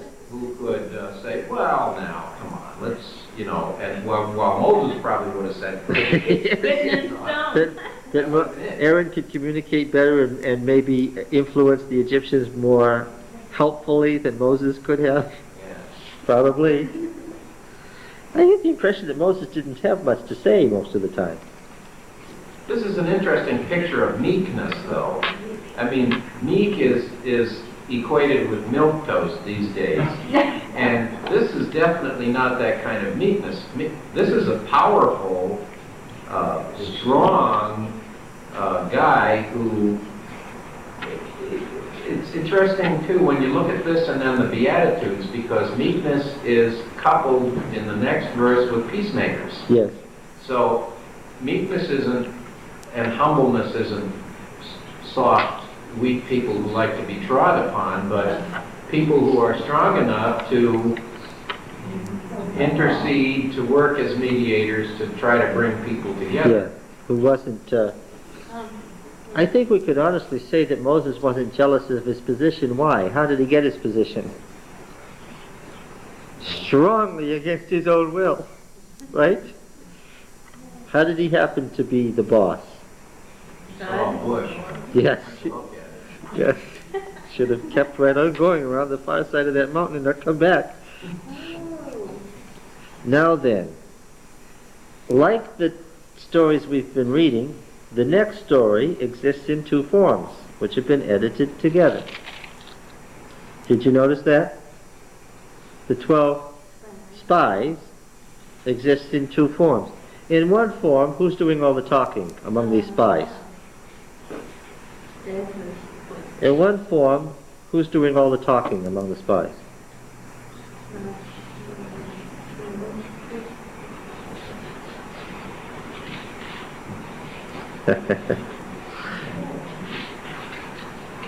Caleb, that's right. And in the other form, who's doing all the talking? Yeshua. Caleb and Joshua together. In one form, the issue is whether the land itself, it turns out to be a rotten land. And in the other form, the issue is whether or not they are actually strong enough to take this land, or whether they're going to get slaughtered if they attempt to go in there. They're not mutually exclusive, but they're not the same thing either. Okay, let's take a crack at it. The first form comes very strongly from priestly literature, very clearly from what we've seen in Leviticus and Numbers among the priestly writings, this careful attention to genealogy, this careful attention to tribal, to names and records and all that, the sort of thing that was kept in temples. Yahweh said to Moses, send men to spy out the land of Canaan. And notice in this story, it's the whole land, right? It's not just the valley of Eshcol and Hebron, which I give to the people of Israel. From each tribe of their fathers shall you send a man, everyone a leader among them. So Moses sent them from the wilderness of Paran according to the command of Yahweh, all the men who were heads of the people of Israel, and these were their names, from the tribe of Reuben, beginning with Reuben this time as the oldest. Shammah the son of Zachor, from the tribe of Simeon; Shaphat the son of Hori, from the tribe of Judah; Caleb the son of Jephunneh, from the tribe of Issachar; Egal the son of Joseph, from the tribe of Ephraim; Hoshea the son of Nun, from the tribe of Benjamin; Palti the son of Raphu, from the tribe of Zebulun; Gadiel the son of Sodi, from the tribe of Joseph, that is Manasseh; Gadi the son of Susi, from the tribe of Dan; Amiel the son of Gemali, from the tribe of Asher; Shetha the son of Michael, from the tribe of Naphtali; Nabi the son of Vopshi, and the tribe of Gad; Geuel the son of Maki. These were the names of the men whom Moses sent to spy out the land. In parentheses, from a scribe, Moses called Hoshea the son of Nun Joshua. Hoshea's salvation, Yoshua's, Yoah's salvation, meaning Yahweh. Moses sent them to spy out the land of Canaan, the whole land. Okay, cut. The next verse of this story is verse 21. So they went and spied out the land. He sent them to spy out the land, and the next is, they went and spied out the land, from the wilderness of Sin to Rehob near the entrance of Hamath. So how far did they go? No, the wilderness of Sin is where? Way down here, south of where they actually were. They were in Paran. Where? All the way up to Lebo Hamath is up there in Syria. Yeah, in the far north. So they were busy during those 40 days because they took a big journey. So how did it go? Verse 25. At the end of 40 days, they returned from spying out the land, and they came to Moses and Aaron and to all the congregation of the people of Israel in the wilderness of Paran. Got. Okay. Moses chose them. Here's their names from each tribe. He told them to spy out the whole land. They went and they spied out the whole land, all the way up to Lebo Hamath. At the end of 40 days, they came back to wilderness of Paran, where Israel was camped, you remember, to tell them what they saw. Okay? What did they say? Well, verse 32 tells us what they said. Not so, it's a wow. And they brought to the people of Israel an evil report of the land which they had spied out, saying, the land through which we have gone to spy it out is a land that devours its inhabitants, and all the people we saw in it are men of great stature. It's not self-contradictory at all. They saw the whole land. And what did they tell the people? Bad land. It's so bad that the only people who can survive there are what? Are giants. Ordinary people like us, what does the land do? It eats them alive. Of course, there could have been an alternative explanation for why the land was filled with giants. What was that? Maybe the land was a good land and that they had more protein and maybe they grew bigger because it was a good land. But that's not how they chose to interpret the presence of the giants. Remember, these people were people 4 to 5 feet tall. That's not how they chose to interpret it. They chose to interpret it that it's such a bad land that it eats its inhabitants and only giants can survive there. How did the congregation respond to this report? Then all the congregation raised a loud cry, and the people wept that night. And all the people of Israel murmured against Moses and Aaron. The whole congregation said, would that we had died in the land of Egypt, or would that we had died in the wilderness. Okay. Now this is Moses and Aaron, right? Verse 5. Then Moses and Aaron, by way of response, fell on their faces before all the assembly of the congregation of the people of Israel. And Joshua the son of Nun, and Caleb the son of Jephunneh, who were among those who had spied out the land, rent their clothes, and said to all the congregation of the people of Israel, the land which we passed through to spy it out is an exceedingly good land. See, it's much clearer when you separate out the strands of the narrative. What's the issue? The issue is the value of the land. And these people are saying, the congregation is saying on the strength of what they're being told, that this land is so bad that they would be better off where? Living in Egypt or in the wilderness, where at least the land wasn't going to devour them. And Caleb and Joshua are saying what? It's an exceedingly good land. And the rending of the clothes, I know this is very, very, very serious. When you tear your clothes, what are you asking for?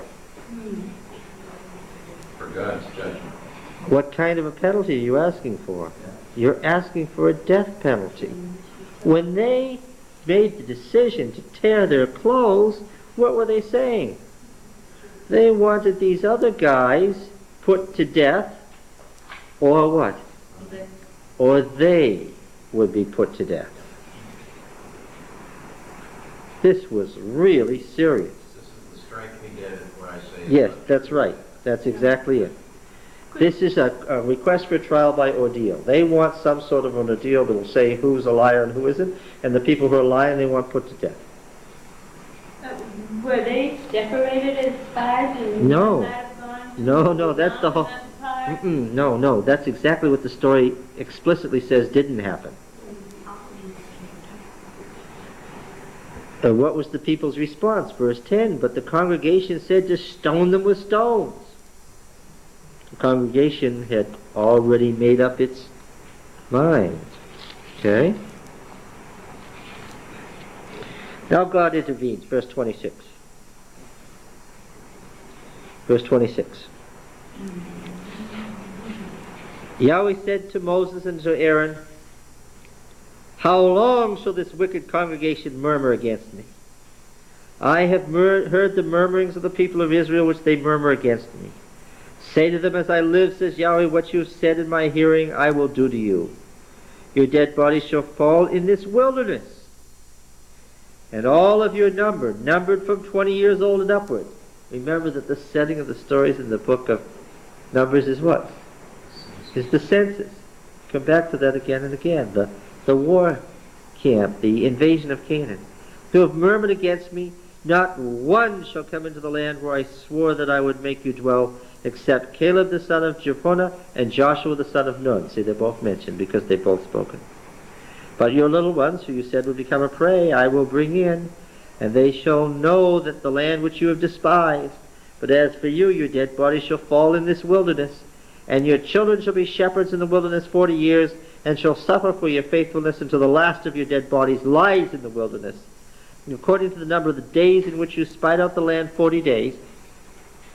This is all in the context of the priestly literature where they listed out the tribes. Remember, that was all done at the sanctuary. This isn't Moses' tent story.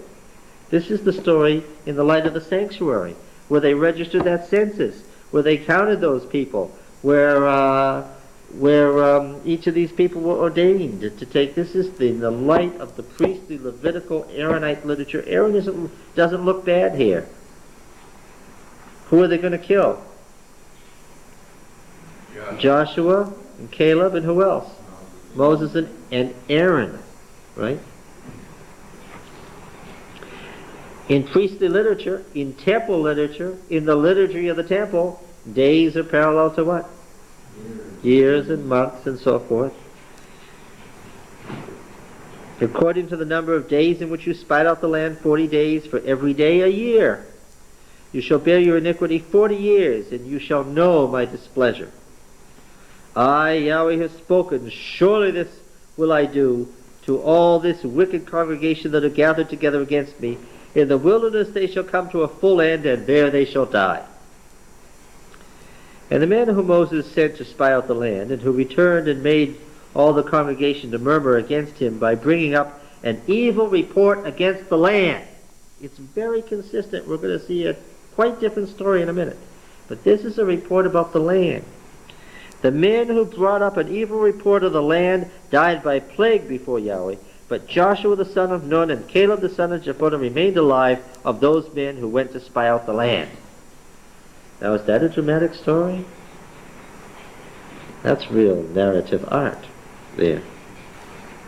We don't usually get such a great story from the priestly literature. They tend to drag in details that are more genealogical. All right? Now, this story is remembered in twice. Okay? There's in my mind, no question that that's the Aaronite remembrance of the story. Okay? Now let's read this.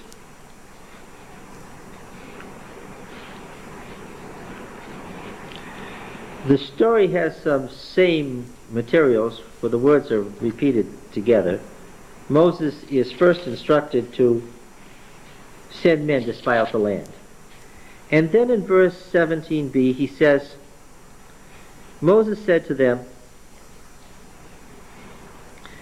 "Go up into the Negev yonder, and go up into the hill country and see what the land is." What do you notice right away? Very striking. Suddenly you notice, right away. First sentence, what do you notice? Where are they going? What? And the hill country above it. So where's that? That's Judah. Where are they not going? North, yes.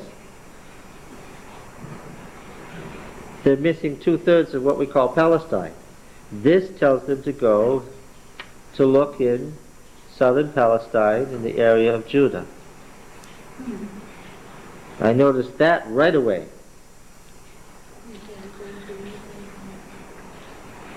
And see what the land is. Of course, I remember that in the family of Moses that they settled where?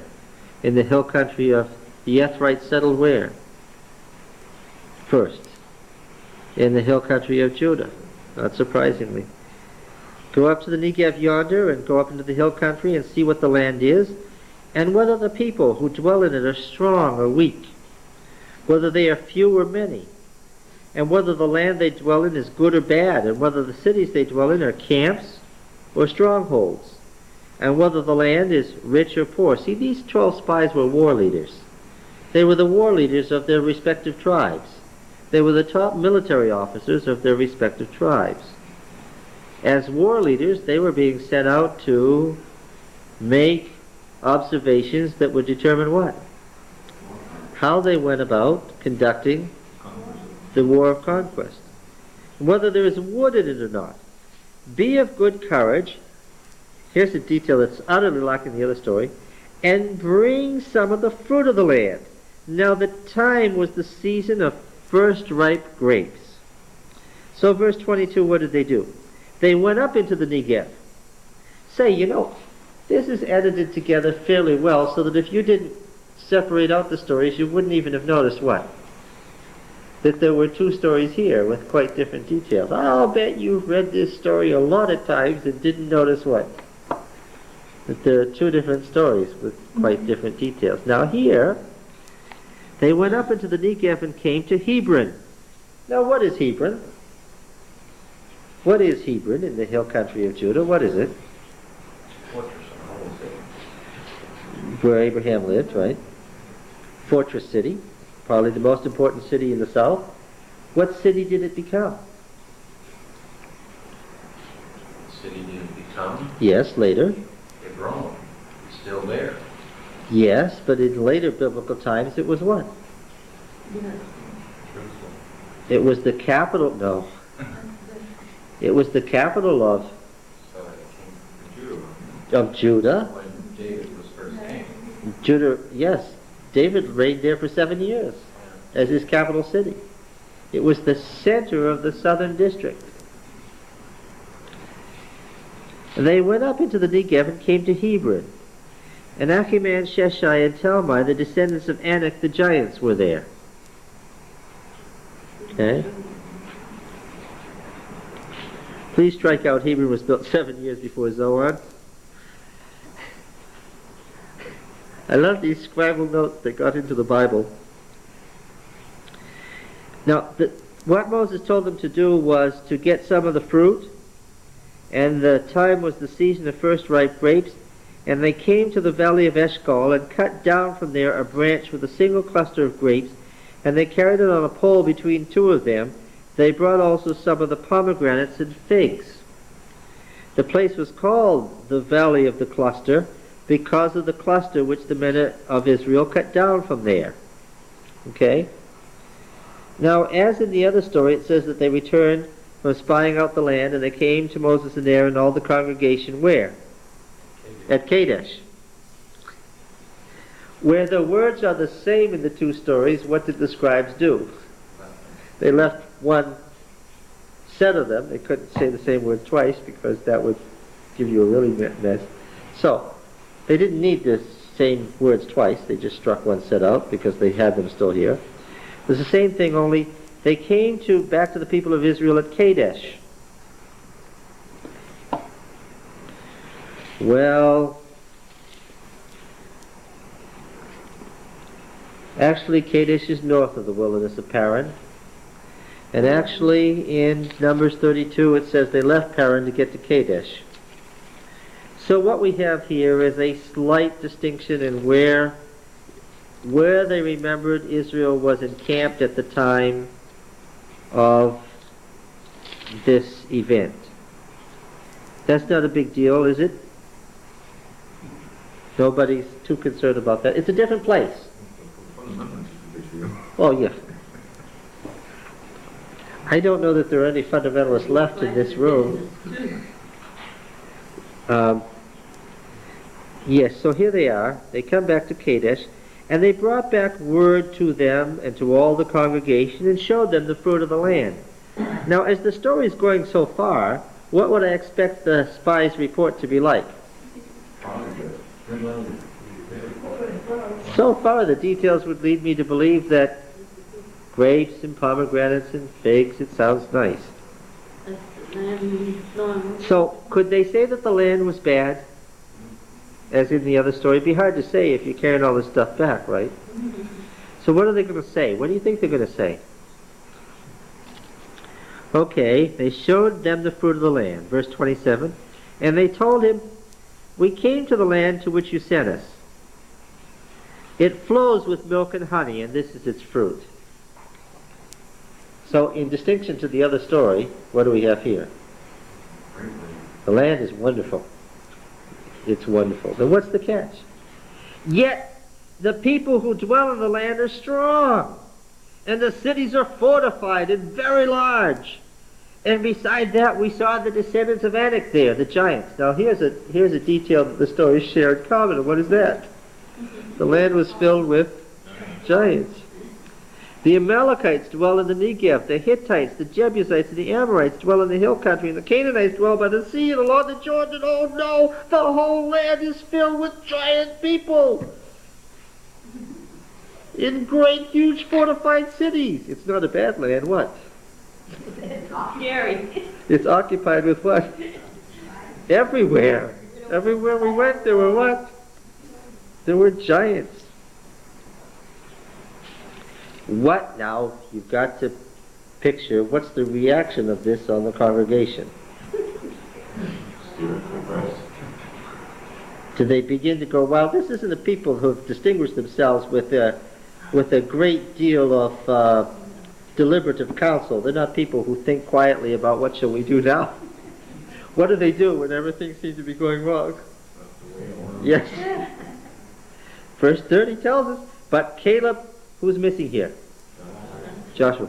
Am I making it up? Am I making it up that there's more than one story here? No, I'm not. No. But Caleb quieted the people before Moses. Who else is missing? Aaron.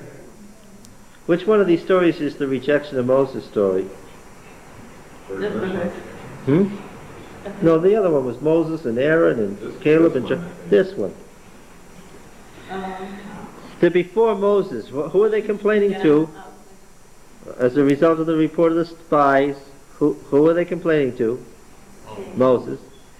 But Moses hasn't even got a chance to complain yet before Caleb steps in, and he quieted the people and said, "Let us go up at once and occupy it, for we are well able to overcome it."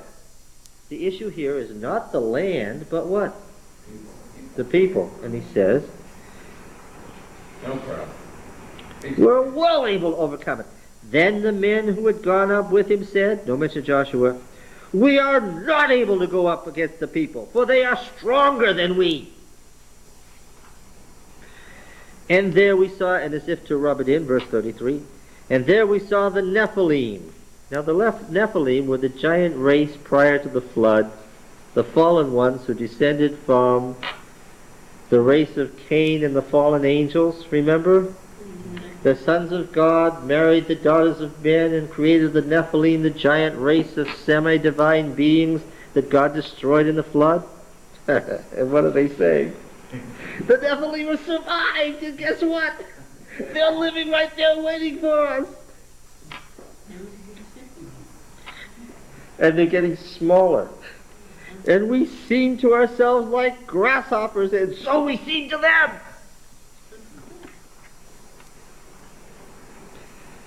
Don't you just love it? And here's where the narrative repeats.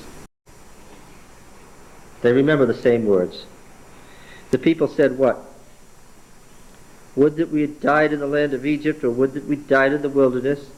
Why does Yahweh bring us to this land to fall by the sword? Our wives and our little ones will become a prey. And now they add something in this story that's a little additional detail. What do they say here? Let's go back. Wouldn't it be better for us to go back to Egypt? And they said to one another, let's choose a captain and go back to Egypt.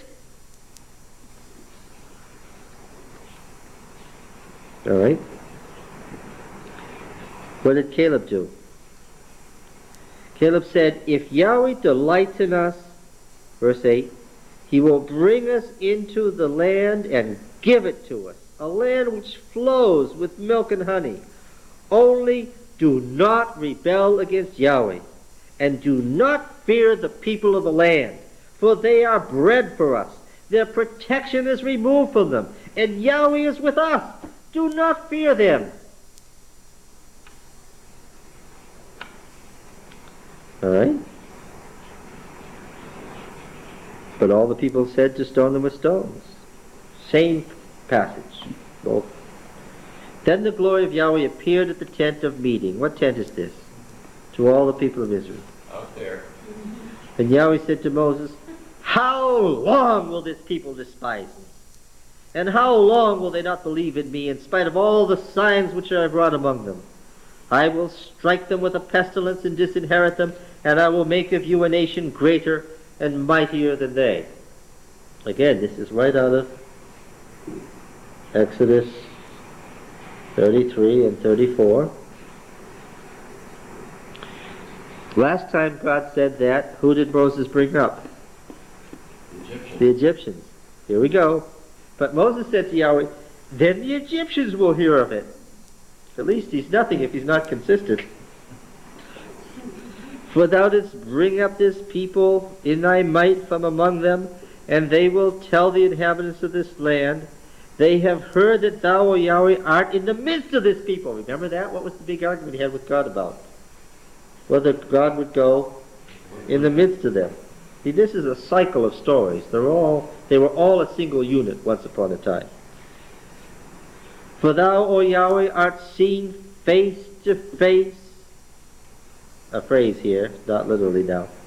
And thy cloud stands over them, and thou goest before them in a pillar of cloud by day and a pillar of fire by night. The argument is, Moses is making is, anybody looking at our camp from a distance can see what? Can see that you're here. Now if thou dost kill this people as one man, then the nations who have heard of thy fame will say, because Yahweh was not able to bring them into this land, which he swore to give them, therefore he slain them in the wilderness. And now I pray thee, let the power of Yahweh be great as thou hast promised, saying, what's this from? Yahweh is slow to anger and abounding in steadfast love. This is cheeky. He's quoting God's words to him. Forgiving iniquity and transgression, but will by no means clear the guilty, visiting iniquity of fathers upon children, upon the third and fourth generation. That's the promise he made to Moses in the covenant he made to Israel through Moses in Exodus 34. Pardon the iniquity of this people, I pray thee, according to the greatness of thy steadfast love, and according as thou hast forgiven this people from Egypt even until now. Then Yahweh said, Moses is good at this. He knows how to be a mediator. Yahweh said, I have pardoned according to your word. Hey, that's great, huh? Oh, yes. But truly as I live, and as all the earth shall be filled with the glory of Yahweh, that glory of Yahweh was the, show me all your glory. Show me all your glory. His glory was to forgive. None of the men who have seen my glory and my signs, well, he says this down below. It's because there's two endings, right? 2 stories, 2 endings. None of the men who have seen my glory and my signs which I wrought in Egypt and in the wilderness, and yet have put me to the proof these 10 times, and have not hearkened to my voice, shall see the land which I swore to give their fathers, and none of those who despised me shall see it. Now we're in Moses' tent out there. We don't have a sanctuary system, so we don't have 40 days equals 40 years business, right? Now who was the only person speaking among those spies in this story? Caleb. None of them shall see it. Verse 24, but my servant Caleb, see, we had both Caleb and Joshua down in verse 30, but not here. This is the other story. But my servant Caleb, because he has a different spirit and has followed me fully, I will bring into the land into which he went, and his descendants shall possess it. Now, since the Amalekites and the Canaanites dwell in the valleys, turn tomorrow and set out for the wilderness by way of the Red Sea. What do they have to do now? Go back? That's a road. That's a road. Where does that road lead? Towards Egypt. And this is irony. God is saying, okay, since these strong Canaanites lived there, what? And since you want to go back to Egypt, do what? Take the road back to Egypt. How do you suppose Moses felt? Oh, I don't want to say, no, I'm not going to go. Yes. Now, what did they do when they found out? Verse 39. And Moses told these words to all the people of Israel, and the people mourned greatly. That's what they did in Exodus 33 when they found out that God had cut them off from the covenant. It's all the same thematic material from the same stories. And they rose early in the morning and went up to the heights of the hill country, saying, see, we're here. We'll go up to the place which Yahweh has promised, for we've sinned. I think their repentance would have been a wonderful one if what? If it was a real repentance. But what we can tell is what? It was a spur-of-the-moment repentance, and it was too shallow. It wasn't going to last. It wasn't a real repentance. If they'd really repented, what should God have done? Should have taken them on into Canaan. How deep was this? How real was this? This lasted about a day and a night. God didn't believe their repentance. He didn't believe it was a product of character development. See, we're here. We'll go up to the place which Yahweh has promised, for we've sinned. But Moses said, why are you now transgressing the command of Yahweh? For that will not succeed. Do not go up, lest you be struck down before your enemies, for Yahweh is not among you. For there the Amalekites and Canaanites are before you, and you shall fall by the sword, because you have turned back from following Yahweh. Yahweh will not be with you. But they presumed to go up to the heights of the hill country. Although neither the ark of the covenant of Yahweh, and there's nothing that excludes the ark from Moses' tent, by the way, because the ark is mentioned in connection with Moses' tent, nor Moses departed out of the camp. Then the Amalekites and the Canaanites who dwelt in the hill country came down and defeated them and pursued them all the way back to their camp, to Hormah.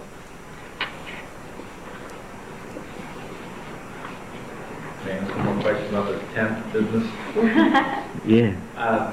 The tent that they describe is not the one that we're talking about, Moses' tent? Moses' Does it tent. look the same, or? Moses' tent is the tent we're talking about. Right, but As opposed to what? The tabernacle. As opposed to the sanctuary, right. sanctuary. Right. They look the same? No, No. didn't look the same at all.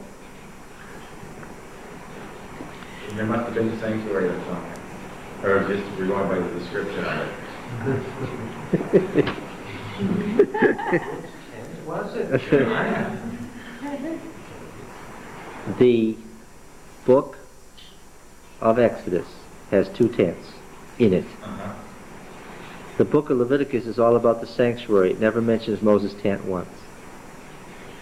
The book of Numbers has 2 tents in it. The book of Deuteronomy has no tents at all. Just the ark. Okay? So those are the facts. The what we said, you weren't here, just summarizing, is that the details about the sanctuary are so clear, so defined, so immense, and so very, very strong that there's no question there was a sanctuary. And you can say exactly the same thing about Moses' tent. Okay? Now, But it kind of makes sense. I mean, the tabernacle was sort of the center of the congregation, but Moses still had to have, I mean, you know, there was a state house, but there's also a governor's mansion. but see, the Aaronites said that Moses was just a minister in the sanctuary. He couldn't even go in because of the glory of the Lord. He was just on the same level as everybody else. But it makes more sense the other way, that they were both there. That they were both there, that Moses was still running things by his special communion with God in this tent outside the camp. And it also makes sense that the Aaronite family and the Moshite family both remembered these two desert tents of meeting in their own way because of their own traditions. Even in the Aaronite story, there's too much detail to allow for a once-a-year face-to-face with God, which is the way the sanctuary is set up. Once a year, more than likely, although they went in, they had to go in and clean it up on a regular basis. One is organized religion and the other is charismatic, And it's right? government. Yeah. There's two. It's like one is a story about how they were governed, and the other is about how the religion worked. Mhm. Even though those overlap, the two stories sort of diverge on the purpose of how it works. We are really going to have fun with this when we get to the story of Korah, Dathan, and Abiram. If we just had Moses' tent, let's say, and not the sanctuary, where was all the sacrificing going on now? Or wasn't there any? Moses is just Moses. And an altar of earth outside the camp. By Exodus- Moses' tent or somewhere else? Exodus 21. Yeah, in the vicinity of Moses' tent. Yes, okay. Do this.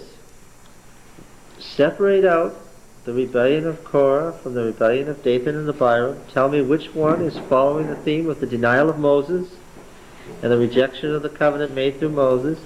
Which is the Aaronite or Levitical story. Yeah, and then, of course, we're going to continue with the stories of the period in the wilderness, when the real test was made about whether the covenant was going to be rejected or not. Okay, there's some even more appalling stuff in the future. I just want to make one last spiritual application comment about this thing about them attacking the southern Canaanites.